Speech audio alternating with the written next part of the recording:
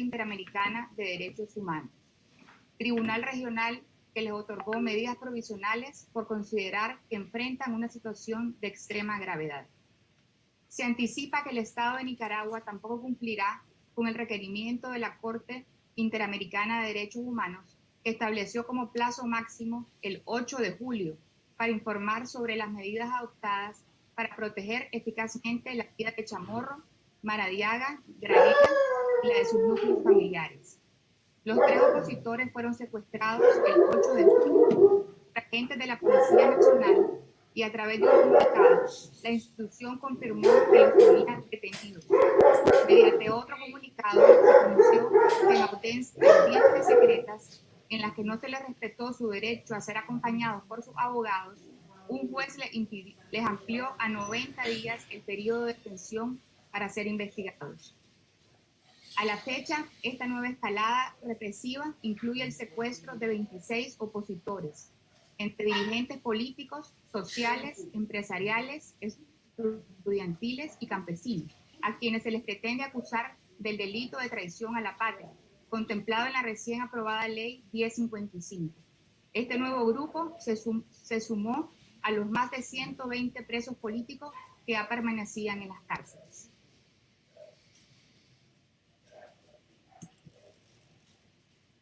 In clear violation of their fundamental rights, the National Police continues to withhold information on the whereabouts of the presidential candidates Juan Sebastián Chamorro and Félix Maradiaga, and the leader of the Blue and White National Unit, Violeta Granera. This, in addition to preventing their right to reunite with their relatives, keeps them totally defenseless, since their lawyers have not been able to meet with them. Furthermore, demonstrating its incompliance with its international commitment, the state of Nicaragua ignored the order to immediately release Chamorro, Maradiaga, and Granera, issued on June 24th by the Inter-American Court of Human Rights, the regional court that granted them provisional measures considering that they face an extremely serious situation. It is also expected that the state of Nicaragua will not comply with the request of the International Court, which established July 8th as a maximum deadline to report on the measures adopted to effectively protect the lives of Chamorro, Maradiaga, Granera, and that of their families. The 3 opposition leaders were kidnapped on June 8th by agents of the National Police, which confirmed in a statement they have been detained. Through another statement, it was learned that in secret hearings where their respective lawyers were not present, a judge extended the period of detention to 90 days to allow for investigation.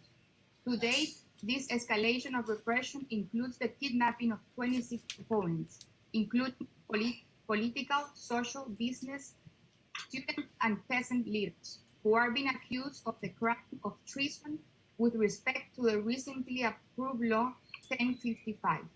This new group of political prisoners, more than 120 who were already in the country jails. Berta.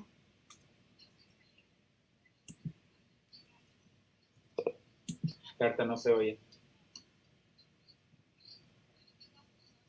Gracias. Buenos días a todos. A partir de las capturas de Chamorro, Maradiaga y Granera, se han cometido al menos 10 violaciones al derecho internacional, ya que fueron detenidos y sus viviendas allanadas sin orden judicial y permanecen bajo custodia en lugares desconocidos, donde se les niega el derecho a ser visitados por sus familiares y a estar en contacto con un abogado que los defienda. Por ello, sus familiares consideran que fueron secuestrados y están desaparecidos. Además, están expuestos a jueces afines al régimen que no respetan el debido proceso. Y Daniel Ortega y la vicepresidenta Rosario Murillo se han referido a ellos como terroristas y criminales, lo que constituye una injerencia ilegal a sus casos porque ejerce presión sobre el Poder Judicial para condenarlos. Y al no existir base legal para su detención y estar desaparecidos extralegalmente, están expuestos a tratos crueles, degradantes e inhumanos, que bajo el marco del derecho internacional al persistir en el tiempo se constituyen en una forma de tortura.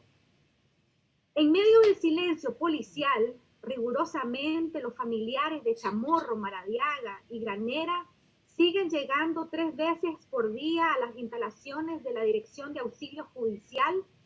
Ahí entregan alimentos, artículos de aseo y medicinas, pero solo en algunas ocasiones les reciben algunas cosas, especialmente agua. También siguen agotando a nivel local los recursos legales para obtener una prueba de vida de sus seres queridos y hacer valer su derecho a la defensa, y confían en que la Corte Interamericana de Derechos Humanos continúe con el proceso para lograr su pronta liberación. Since the capture of Chamorro, Maradiaga, and Granera, at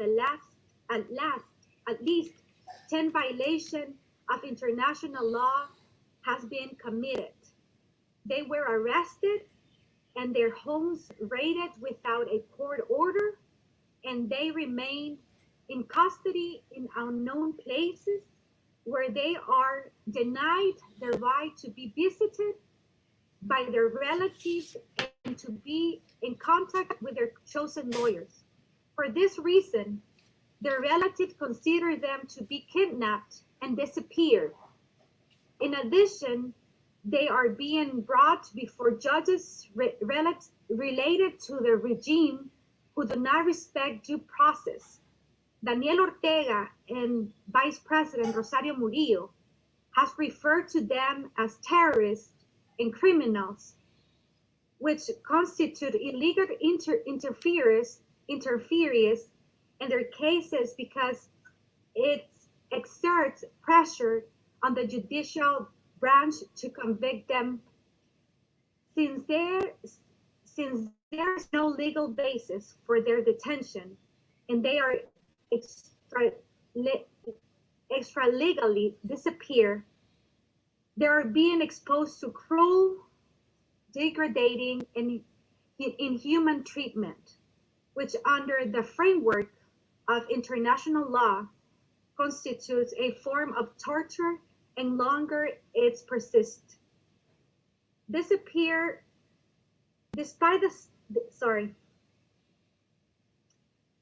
the silence by the police, I'm sorry.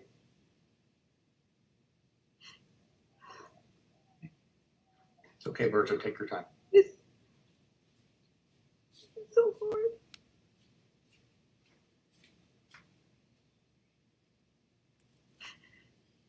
Despite the silence by the police, the relative of Chamorro, Maradiaga, and Granera continue to arrive 3 times a day to facilitate the auxiliary judicial complex. They deliver food, toiletries, and medicine, but only on some occasions do the prison guards accept them things, especially water. Also, they continue to exhaust the legal resources available at the local level to obtain proof of life from their loved ones and assert their right to defense. They trust that the Inter-American Court will continue with the process to achieve their prompt release. Thank you. Thank you, Berta, and thank you, Vicky. And I think that it's impossible for any of us to really understand.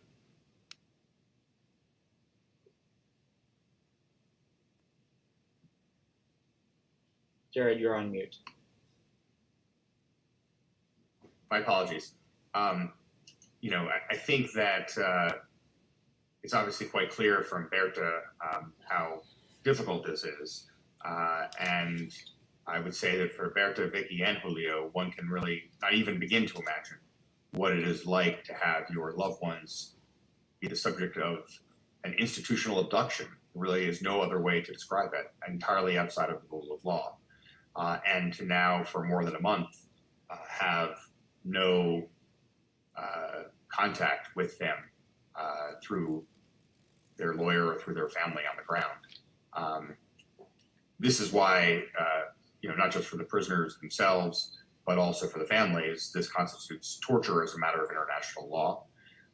This is not normal, this is not acceptable, and the treatment of people in this manner must be unequivocally condemned and repudiated by the international community.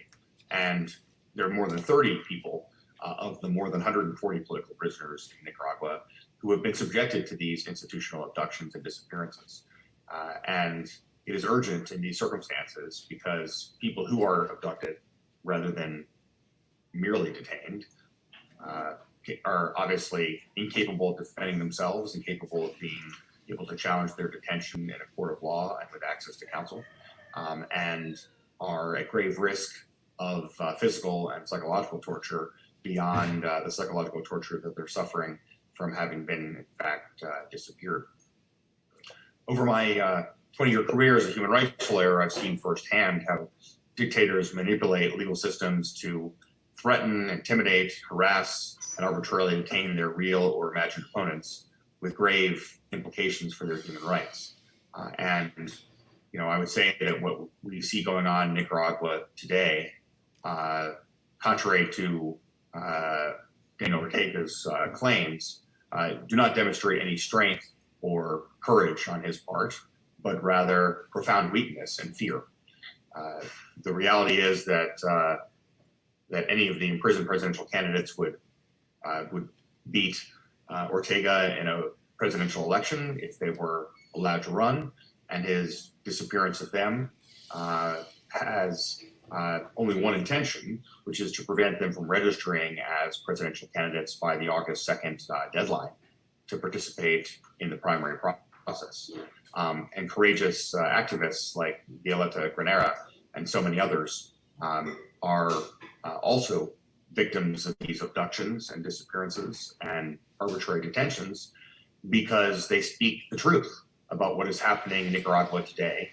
And to speak the truth in Nicaragua today is not only a crime of grave consequence, but also, I would say, something that Ortega can't, he can't allow to happen, because anyone who would hear people like Félix and Juan and Violeta speak would know that they're telling the truth.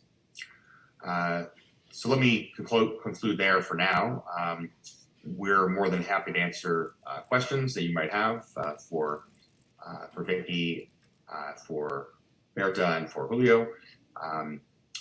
It is worth just lastly emphasizing that we have passed a terrible marker in the situations of these courageous imprisoned human rights defenders and political leaders, because Nicaragua is in fact a party to the Inter-American Convention on Human Rights, the American Convention on Human Rights, and have a legal obligation as a matter of binding treaty law to abide by decisions of the Inter-American Court of Human Rights, which in its precautionary measures unequivocally demanded the immediate and unconditional release of these three courageous people.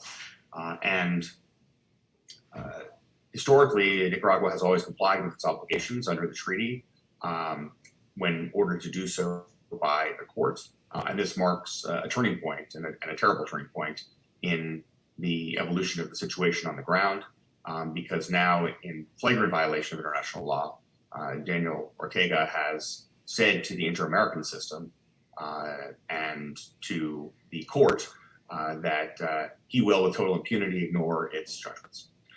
So we'll now open the floor for questions. If you have a question, if you can put it into the chat box, or if you can just indicate you'd like to be recognized, and if you can also identify yourself as well, that would be greatly appreciated. Just to translate the instructions for the Q&A into Spanish. Buenos días a todos, me llamo Michael Russo y soy colega de Jared Genzer. Ahora las panelistas van a responder a preguntas de los periodistas quienes son participantes de hoy. Si tienen una pregunta, por favor, ponga su pregunta en el chat. También antes de su pregunta, por favor, identifíquense por su nombre y su afiliación. Con gusto puedo traducir preguntas y respuestas entre inglés y español si sería conveniente. Muchas gracias. So I see a hand, that works too. Carlos Larios, you can also first identify yourself. Aló, buenos días, ¿me escuchan? Sí. Buen día, mucho gusto a todos los presentes. Carlos Larios, periodista del diario La Prensa. Me gustaría preguntarle al abogado si el Estado de Nicaragua, al no cumplir con la resolución de la Corte Interamericana de Derechos Humanos, comete un delito, y al cometerlo, si es así, ¿cuáles son las consecuencias que acarrearía para el Estado de Nicaragua al no cumplir con esa resolución de la Corte Interamericana de Derechos Humanos? Muchas gracias, señor Larios. Jared, this is Carlos Larios from La Prensa. His question is for you. He's asking if Nicaragua does not comply with the measures that were granted by the Inter-American Court in the provisional measures. What will the consequences be for that incompliance? Well, thank you for the question, and it is an important one. Unfortunately, there are not easy ways to compel Nicaragua to comply with the judgment of the Inter-American Court on Human Rights. Nicaragua was supposed to respond by yesterday to the order of the court.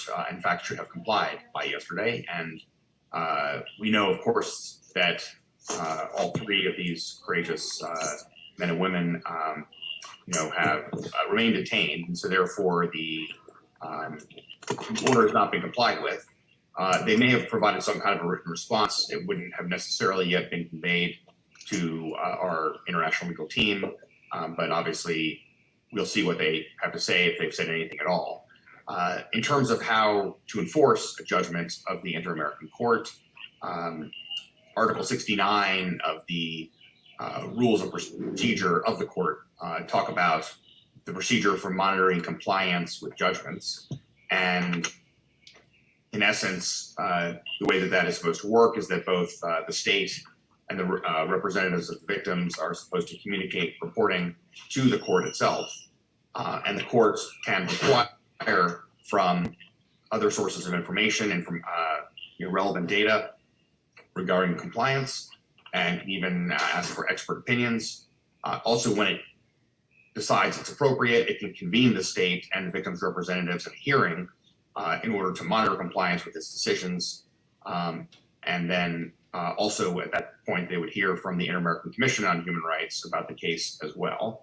And from there, then it can determine the state of compliance with its decision and issue relevant further orders. So what I would say is that we obviously need to wait a little bit of time to see if there was any actual response that will be conveyed to us from the court that might have been received by yesterday from the government of Nicaragua. It's already clear they haven't complied, though, even if we haven't seen what they might say in writing. And I would expect that our international lawyers that are representing Félix and Juan and Violeta before the Inter-American Court will make a motion for the court to convene exactly such a hearing to try to compel Nicaragua to come and then to have a further hearing and further orders made upon the end of that kind of a hearing. And we'll look to do that as rapidly as we can. Michael, do you want to translate that? Yes, thank you, Jared. Señor Larios, desafortunadamente, si Nicaragua no cumpla con las medidas provisionales de la Corte Interamericana de Derechos Humanos, no hay muchas maneras para exigir que Nicaragua cumpla. El Estado de Nicaragua de ayer, debido a cumplir con las medidas provisionales ayer, pero sabemos obviamente que los 4 nombrados siguen detenidos y por eso no han cumplido con las medidas provisionales. Es posible que proporcionarían una respuesta escrita a la Corte, pero todavía no sabemos. Por ejemplo, artículo 69 de las reglas de la Corte dice que el Estado y también los representantes de las víctimas pueden proporcionar información relevante a la Corte sobre, sobre sus medios provisionales y también puede llevarse a cabo una audiencia para monitorear la información relevante. También se puede proporcionar información a la Comisión Interamericana de Derechos Humanos para determinar los hechos y para también ofrecer conclusiones. Ahorita tenemos que esperar un par de días para ver si Nicaragua proporcionó una respuesta oficial a la Corte, pero es claro en este momento que no han cumplido con los medios provisionales porque siguen detenidos. Y también anticipamos que los abogados ante de la Corte Interamericana de Derechos Humanos harán procedimientos en lo adelante lo antes posible. Muchas gracias. The next question I can read is in Spanish. Yeah, sure. From Luis Felipe Palacios, correspondent from EFE, the EFE agency in Nicaragua. Are we classifying this as a forced disappearance, and why? And have we requested that the International Red Cross verify the condition of those opposition leaders that are detained? En español, por favor. Estamos en presencia de desapariciones forzadas y por qué han solicitado al Comité de la Cruz Roja Internacional constate y verifique las condiciones de los opositores detenidos. Pregunta de Luis Felipe Palacios, corresponsal de la agencia EFE en Nicaragua. Well, thank you for the question. Yes, we are in the presence of enforced disappearances, and let me just provide a definition for you. Just give me 1 second here. So, an enforced disappearance is when a person has been arrested, abducted, or taken by the state, and or with their authorization otherwise, followed by a refusal to acknowledge the deprivation of freedom, or to give information about the fate and whereabouts of the persons involved, and where in such situations there is no means or method for the families to be able to have their counsel or family access them,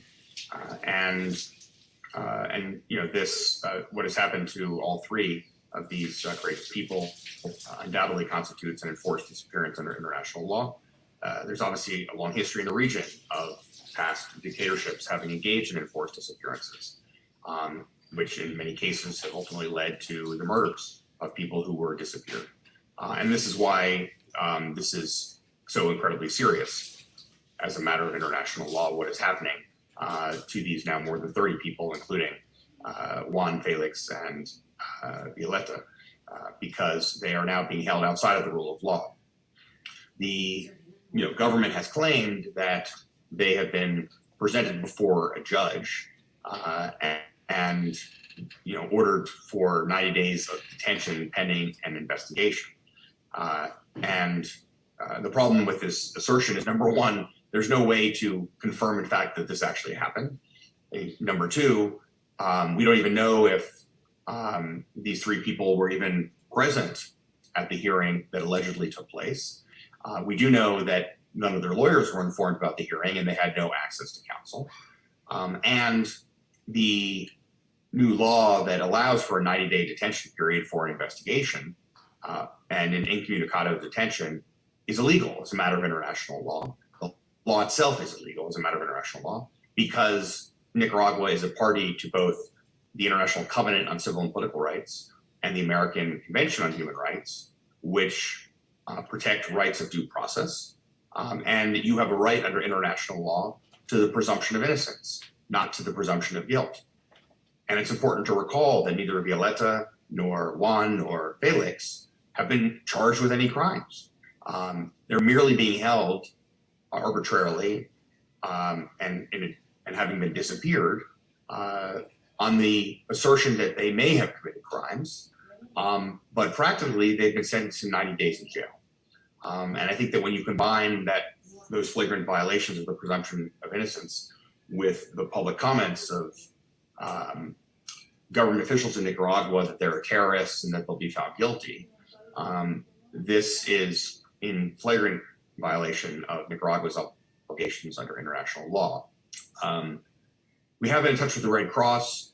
I can't say anything more than that, except what I've just said, because the process that they engage in is confidential, and they've asked that any information that we receive also be confidential.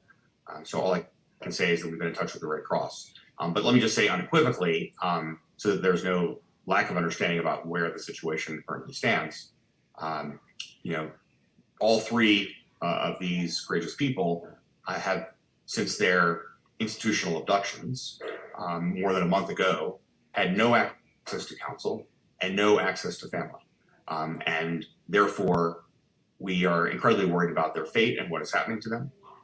And even if the Red Cross were to have been given access to them, this would not fix the flagrant violations of due process relating to the fact that they have been disappeared and denied access to family or counsel.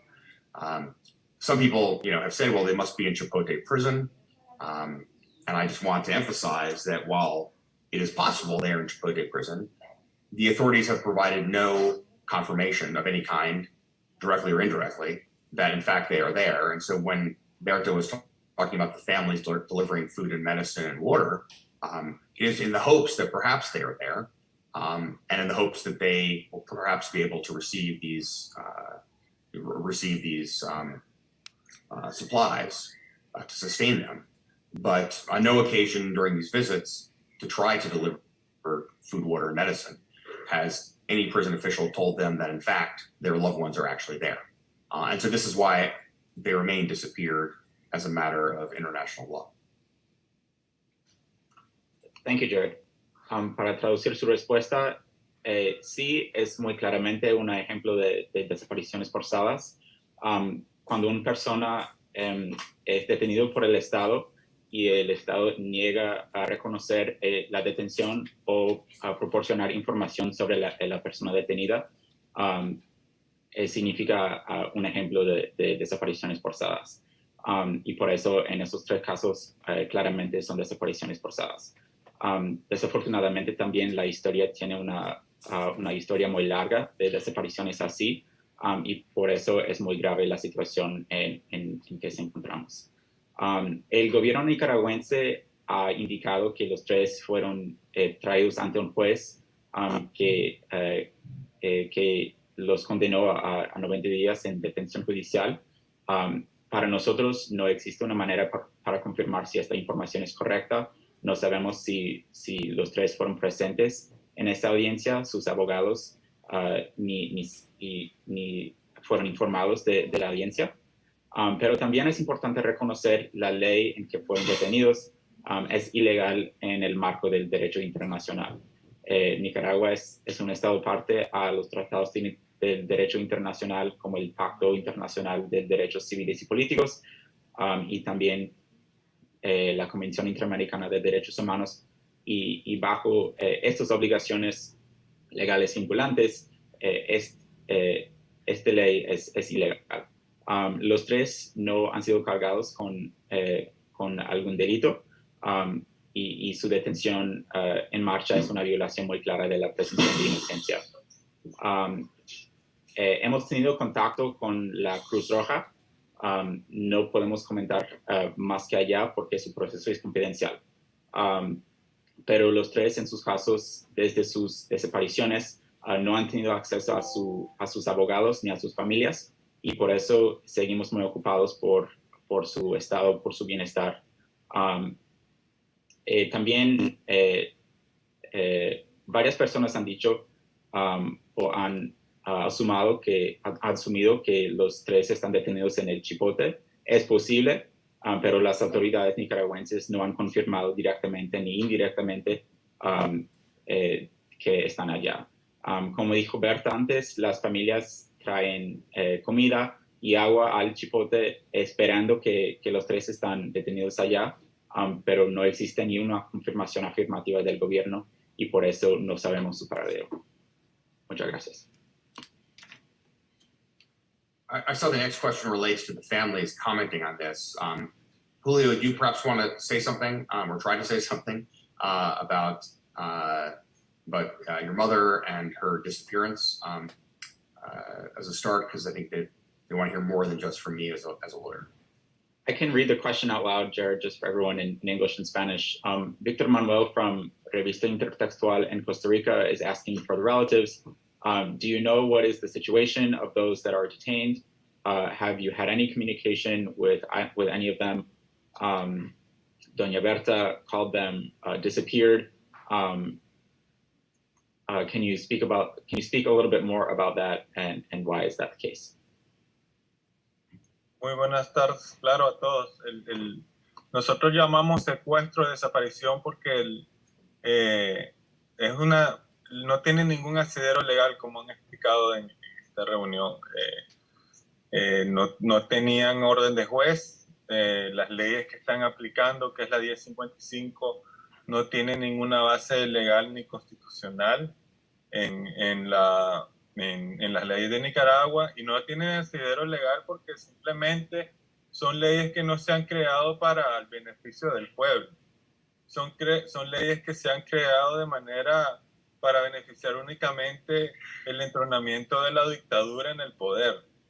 Entonces, nosotros lo llamamos sinceramente secuestro. Hay que entender que así como mi madre, como Félix y como don Carlos y 130 personas que se encuentran secuestradas, es única y exclusivamente porque han luchado o porque han solicitado que queremos una Nicaragua en democracia, porque queremos una Nicaragua en donde nadie esté por encima de la ley, se respeten las leyes. Lamentablemente, como tenemos una dictadura, una familia que no le interesa absolutamente nada más que estar perpetuamente en el poder, es que ellos están en la cárcel. Nosotros lamentablemente hasta el día de hoy no sabemos nada de mi madre. Como hemos dicho, asumimos que está ahí porque ahí es donde llevan a la gente que es oposición al gobierno, y hasta el momento solo nos han dejado entrar medicinas, agua y algunas veces alimentos, pero lo que nosotros solicitamos, en el caso de mi familia, es que mi madre tiene 70 años, tiene problemas cardíacos y tiene problemas de salud. Queremos que un médico de cabecera de la familia la mire, queremos que mi hermano esté con ella, queremos saber cómo está. Es ridículo de que estemos en el 2021 y que la gente, porque está peleando por una Nicaragua en democracia, es la gente que esté presa. Y gente que está cometiendo actos de corrupción y violación de derechos humanos, andan en las calles sin ningún problema. Muchas gracias, señor Julio. To translate into English, he has said there is absolutely no legal justification for this kidnapping. There's no arrest warrant presented. There's no legal foundation in Nicaraguan or international law. The laws in which the three and others were detained were only created to consolidate and maintain the power of the regime. And the only reason that the three who were detained, whose families are here, and the other 130 other political prisoners are held in Nicaragua is because they were advocating for democracy. For us, unfortunately, we do not have any information about any of the detainees. Sometimes the families are allowed to deliver some food, some water, periodically and consistently. But speaking individually about Julio's mother, Violeta Granera, she is 70 years old, has some medical problems. And for this reason, it's ridiculous that in the year 2021, just for simply advocating for freedom in Nicaragua, can you be detained in this way? Berta, I think you wanted to add something? Yes. También quería comentarles que en el caso de Félix ocurre lo mismo. No hemos tenido acceso para poderle ver, para poder hablar con él, ni su abogado, ni su familia.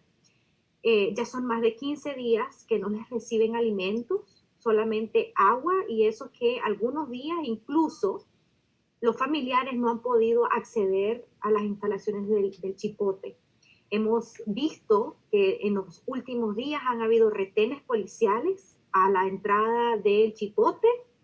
Los familiares que llegan son constantemente asediados en el sentido de que se les pide información personal de cada uno de ellos, sus teléfonos, fotografías de sus cédulas, incluso fotografías de sus rodamientos, de sus vehículos, de sus placas. También comentarles que en el caso particular de Félix, afortunadamente logramos que recibieran el medicamento que su médico había indicado, que es su tratamiento de años, ¿verdad? Y al final también esto no quita nuestra ansiedad, porque igual, aunque hayamos llevado el medicamento, nadie nos asegura que él está tomando su medicamento, que se lo han dado como es. No sabemos el tipo de alimento que están ingiriendo, porque al no recibir el alimento de las familias, lo que asumimos nosotros es que ellos puedan estarle dando cualquier tipo de comida. Y en casos de algunos de los presos políticos, sus condiciones de salud requieren una alimentación y una dieta particular. Eso, por ejemplo, creemos pone en riesgo también la vida. Y quiero aprovechar también para mencionar lo siguiente. Si bien es cierto, hoy hemos convocado a esta conferencia para exponer la situación de nuestros esposos, en el caso de Victoria y en el caso de Julio, doña Violeta, y hablar acerca de nuestra reacción y nuestra demanda de respuesta del Estado de Nicaragua ante la resolución de la Corte Interamericana, ¿verdad? También esta conferencia sigue siendo para hablar del resto de los presos políticos, de los 140 presos políticos que hay, de los cuales son 6 precandidatos presidenciales los que se encuentran desaparecidos, porque tampoco conocemos ni el estado de cómo están, ni dónde están, y sus familias también se encuentran en la misma situación en la cual estamos nosotras. Y quiero agradecer también públicamente a todas las familias que estamos unidas en esta demanda de libertad de los presos políticos y de la población nicaragüense que también está secuestrada por la dictadura, que impide el respeto a sus derechos y la libre elección de sus autoridades conforme está establecido en nuestra Constitución. I don't know if I can rephrase. No, gracias, Berta. Yo puedo traducir. Perdón. Just Berta also wants to add that in the case of Felix, it's the very same situation. Since his disappearance, he's had no access to his family, to his lawyers, and for more than 15 days, his family members have not been able to deliver food or water to El Chipote, where it's believed that he's being held, although with no confirmation. The guards at El Chipote also take pictures of all those that tried to go there. They take pictures of their license plates as well, and other things like that. In the case of Felix, he also has medical problems. And while his family has delivered his medicine that was provided by his doctor, we have no confirmation that the guards are providing that medicine for him to take. For many of the detainees, they have health conditions that require particular diets, and we do not know what they're being fed or if they're appropriately being fed. For this reason, the families are demanding that Nicaragua respond within the framework of the provisional measures granted by the Inter-American Court, and for all of the other families as well that are suffering through this same process, for the more than 140 political prisoners being held in Nicaragua.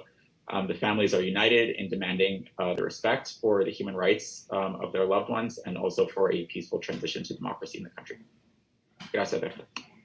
Solo quisiera agregar una cosa, Jared. Después de lo que dijo Julio y lo que comentó Berta, yo quisiera decirles también que como nuestros seres queridos están desaparecidos hace más de un mes, lo que nosotros exigimos como familia es que los presenten. Y lo que queremos es prueba de vida de ellos, que se encuentran bien, porque después de un mes de no saber absolutamente nada de ellos, ya nuestra preocupación es cada vez más fuerte y lo que exigimos es que los presenten y que estén y prueba de vida.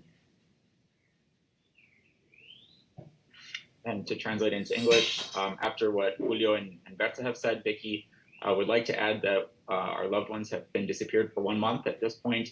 What is most important to us is that the Nicaraguan government gives us proof of life and that they make them present. We want to see them. Our worry grows every day, and for that reason, we're focused on a proof of life, please.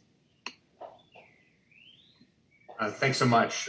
So we have a question from Associated Press, Gabriela Seltzer, asking what other legal actions are we taking in relation to the cases that we've been discussing today. I can say that our next steps from an international legal perspective will be both to lodge a further complaint with the Inter-American Court on Human Rights, to request a hearing, to compel Nicaragua to attend and to respond and explain why they have not immediately and unconditionally released Juan, Sebastián, and Félix and Violeta, as well as the other person who was the subject of the complaint. On Juan, Sebastián, and Félix's case, our next steps will be to submit a complaint to the United Nations Working Group on Arbitrary Detention. This is a 5-member tribunal based in Geneva, created by the UN Human Rights Council, which adjudicates individual political prisoner cases. It's a litigation process where you make a complaint, where the government is given up to 90 days to respond. You're able to reply to any submission, and then ultimately the working group adopts a legal opinion, a detailed legal opinion, assessing whether or not a person's detention is arbitrary and in violation of international law. My experience with this body is very long and extensive. I've published actually the first ever book on the United Nations Working Group on Arbitrary Detention, which is a commentary and guide to practice 2 years ago now. And the book itself is about 650 pages with 6,000 footnotes, based on my having taken, at this point now, close to 50 cases to the working group. I'll note that I've never lost a case that I've brought to the working group before, although I would emphasize that past success is no guarantee of future performance. But the reason why I believe I prevail is not necessarily because I'm an especially good lawyer, but because I only take up cases where I'm convinced my clients are actually innocent of the charges against them or suspected potential charges. And because this is a very well qualified group of experts and they do their job with great skill, it is not surprising that when you are representing clients who are in fact innocent, that when you take a case alleging that they are being arbitrarily detained before such a tribunal, that you will tend to win those cases. So that process will take some time, as I just described. It is not the only thing we're going to be doing. I would just emphasize that, as you'll see in the coming weeks, we'll be engaging in a range of other political and public relations advocacy efforts to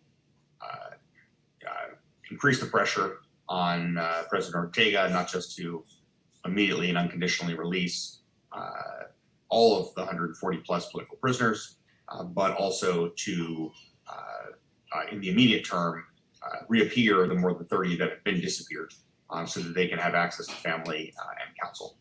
And the bottom line is we will not give up until they are out, and until all of the prisoners are out, and until the Nicaraguan people are able to achieve their aspirations, which is to simply live in a free and democratic society where they've been able to elect their own leader and where peace and tranquility and human rights are respected for all of the people of the country.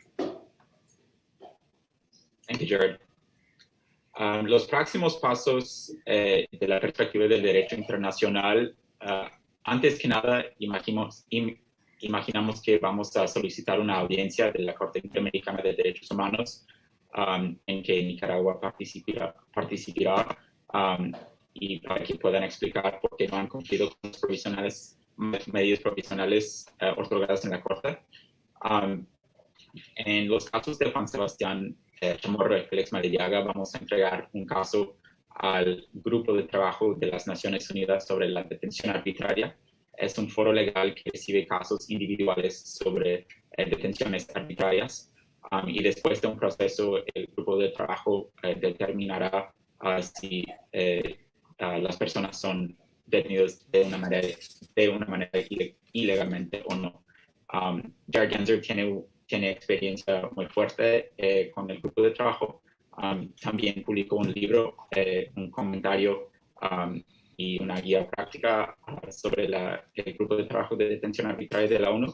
Ha tomado 50 casos al grupo de trabajo y han ganado todos los casos, pero solamente toman casos en que sus clientes son inocentes de los cargos en sus casos.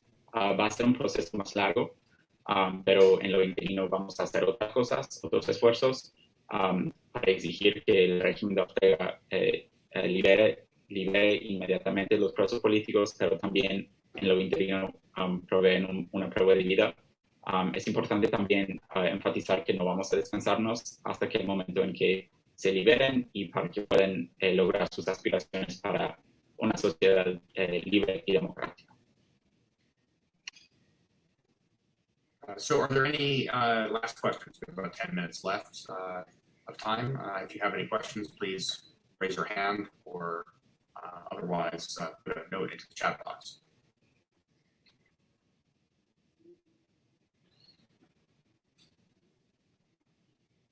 One last call. Any last questions? Berta, you want to say something? No, I think there was another question. Oh, okay. Carlos Lario. Oh, Carlos, do you have another question? Yeah. Oh, I think it's in the chat, Jared. He's asking, Okay. what are the next steps that can be taken at the international level? That was the same question. Okay. Okay. So, I mean, I think, look, I mean, I think that there are a lot of ways that we will engage at the international level. I'm not going to explain them all publicly for obvious reasons. But let me just say that, you know, we will be working in Europe. We've already, for example, as you can see in my Twitter feed, we met with a group of a dozen European parliamentarians, and a short time later, across 5 political parties, and a short time later, the European Parliament adopted its recent resolution that called for the release of the 3 courageous people that we're talking about today explicitly. And that came in short order after our meeting with a group of a dozen European parliamentarians. We also earlier this week met with the EU's human rights expert, who was, you know, very clear that he is going to keep a focus of the EU on the situation in Nicaragua and on the need to free the more than 140 political prisoners. We will be, of course, working with other major capitals in the region, you know, Washington and far beyond, of course, and engaging in a wide array of activities designed to raise the profile of the political prisoners of Nicaragua and put enormous pressure on Ortega and his regime to relent and to let them out, and also engaging with the media widely to talk about what's happening and to make sure that the crisis in Nicaragua remains front of mind. You know, I would say that, you know, from my perspective, the most powerful voices, of course, here are the voices of the family members whose loved ones have been disappeared. And Julio and Vicky and Berta are you know, demonstrating great courage and grace and dignity in their fights to free their loved ones.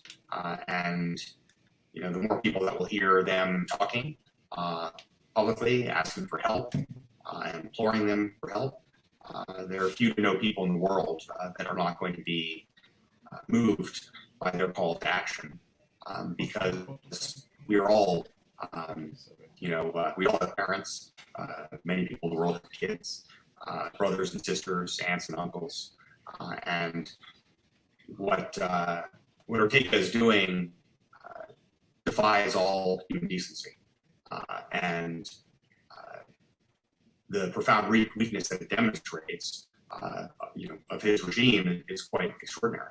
If he was beloved by the Nicaraguan people as he claims to be, if it's so clear that he's such a great president, then not only would he have no fear of an election, he would welcome every political opponent, let them travel freely, let them speak freely, let them advertise, let them meet the people, because the people in their infinite wisdom, when they were to hear about the accomplishments of the Ortega regime and comparing that to what the others are talking about they want to achieve, if there were, if Ortega was really so secure and so strong, he would win hands down in a landslide election, right? And so the only conclusion one can draw from, especially this last month, where more than 30 people, including 5 leading presidential candidates, have been disappeared, is that he is desperate, he is cornered, he's afraid, he knows he's lost the popular support of the Nicaraguan people. He knows that if he faced any of those 5, or even frankly anybody else, even somebody with no popular support to begin with, he would lose the election, right? And so I think that this is the message that one needs to take from what he is doing. Not that he is strong, not that he is courageous, not that he is a person to be feared, but in fact he's a person to be pitied, right? To be pitied, because a person who has to inflict such enormous pain on other people to make themselves feel good and to maintain their iron grip on power is a person who is small and weak and insecure. And I think that pretty much defines where Ortega and his regime are at today. And I think ultimately the Nicaraguan people will make their voices heard one way or another. We've seen in the case of Violeta and Juan and Félix, 3 extraordinarily patriotic Nicaraguans who want nothing more than to leave their country better off than how they found it. And despite the danger that they knew full well, despite the extraordinary challenges that they faced in speaking up and speaking out, all 3 of them said, I understand my very life can be at risk, but this is more important than just me. This is about our country, it is about our people, it is about our future. And so it is such a tremendous honor for me as a human rights lawyer to stand in solidarity with such extraordinary human rights defenders. And I am very confident, having worked on more than 50 cases like this over my career, that we are on the right side of history. That by following the lead of Juan and Félix and Violeta and more than 140 political prisoners, that Nicaragua will have a brighter future and a brighter day. It may not come tomorrow, it may not come next week or next month, but a person as weak as Ortega cannot hold on forever. And in my experience, dictators are always afraid. They're afraid of a loss of power. They're afraid of justice and accountability. And these are all things that are coming for Ortega, whether he likes it or not. And so, unless there are any final questions, hopefully we have anything in the chat box. Berta, Vicky, Julio, do you want to make any last comments before we conclude? Jared, I will just translate quickly the last comment that you said, and then open it up for final questions. Hay muchas cosas que podemos hacer a nivel internacional. También contacto con miembros del Parlamento Europeo acaban de adoptar una resolución muy fuerte. Hace como 2 días tuvimos una reunión la semana pasada con una docena de miembros del Parlamento Europeo. También tuvimos una reunión con el representante especial de la Unión Europea sobre Derechos Humanos, y fue una reunión excelente. Coordinaremos con Washington y con otros gobiernos en la región y también por el mundo para aumentar el perfil de los presos políticos en Nicaragua, y también seguiremos con comunicaciones con la prensa para que la situación siga alta en la agenda nacional, para que Ortega libere a todos los presos políticos en Nicaragua. Es obvio por la rueda de prensa de hoy que las voces de los familiares son muy fuertes, y cuando piden ayuda de la comunidad internacional, el mundo va a escuchar y también va a responder. Lo que hace Ortega en sus casos, absolutamente falta la decencia. Si Ortega fuera un presidente fuerte no detendría detenería sus oponentes y ganaría en una elección justa, pero es obvio que está desesperado, ha perdido el apoyo popular y tiene miedo de perder su poder. Una persona que hace cosas así para mantener su poder es una persona pequeña, de verdad sin poder. Para el señor Chair Gensler es un honor representar a los 3 detenidos de Félix Maradiaga, Juan Sebastián Chamorro y de Violeta Granera. Obviamente son corajosos para entender que los riesgos de lo que se enfrentan son menor de las posibilidades del futuro. Y podemos decir sin duda que Nicaragua tendrá un futuro más brillante, sin duda. Thank you, George. Thank you, Erica. Julio? Agradecerle a los medios que nos acompañan hoy por escucharnos y por oír nuestras preocupaciones, saber de nuestro día a día y de nuestra desesperación por saber de nuestros familiares. También decirles que en el caso de Berta y mío, no vamos a descansar hasta que nuestros esposos nos sean liberados. Muchas gracias. Just to translate quickly, Victoria says thank you all to the media for being present, for accompanying us today, for hearing our experiences. On behalf of Conferencia, we will not rest until our husbands are free. Thank you.